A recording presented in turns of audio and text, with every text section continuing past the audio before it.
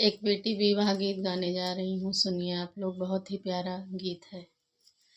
निमिया के पेड़ जीन काट मोरे बाबा, निमिया चिड़ैया के बसे। निमिया के पेड़ जीन काट मोरे बाबा, निमिया चिड़ैया के बसे। होत बिहनवा जो बेटी चली जई है, रही जईबा पापाया के। होत बिहनवा जो बेटी चली जई है, रही जईबा पापाया के। बैठी दुअरवा पे रोवेले पापा, चली गईली बेटी हमार। बैठी दुअरवा पे रोवेले पापा, चली गईली बेटी हमार। अपने देश उड़ी गईली चिड़ैया, सुना होइगा हमारो दुआर। अपने देश उड़ी गईली चिड़ैया, सुना होइगा हमारो दुआर। निमिया के पेड़ जीन काट मोरे बाबा, निमिया चिड़ैया के बसे। होत बिहनवा जो बेटी चली जई है, रही जई है माई अकेल। होत बिहनवा जो बेटी चली जई है, रही जई है माई अकेल। बैठी आंगनवा में रोवेली माई, चली गईली बेटी हमार। बैठी दुअरवा पे रोवेली माई, चली गईली बेटी हमार।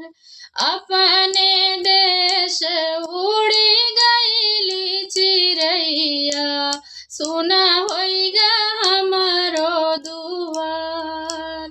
अपने देश उड़ी गईली चिड़ैया, सुना होइगा हमारो दुआर। निमिया के पेड़ जीन काट मोरे बाबा, निमिया चिड़ैया के बसे।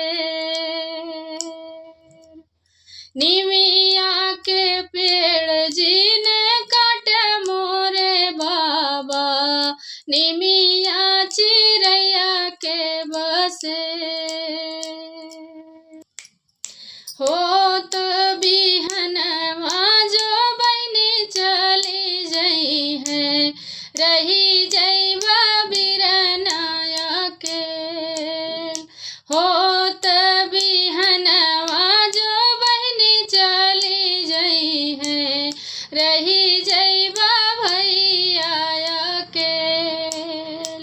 बैठी गलियवा में रोवे बिरनवा, चली गईली बहिनी हमार। बैठी गलियवा में रोवे बिरनवा, चली गईली बहिनी हमार। अपने देश उड़ी गईली चिड़ैया, सुना होइगा हमारो दुआर। अपने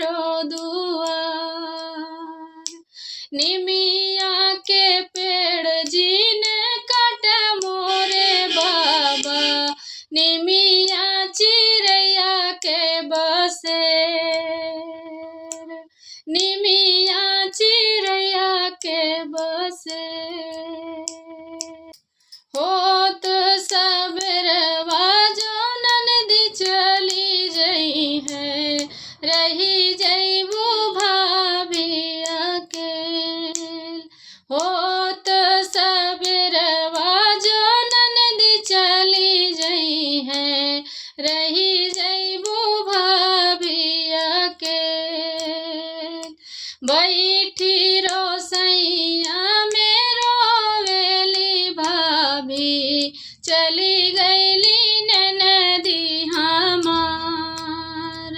बैठी रोसैया में रोवेली भाभी चली गईली ननदी हमार। अपने देश उड़ी गईली चिरैया सुना होइगा हमारो दुआर। अपने देश उड़ी गईली चिरैया सुना होइगा हमारो दुआर।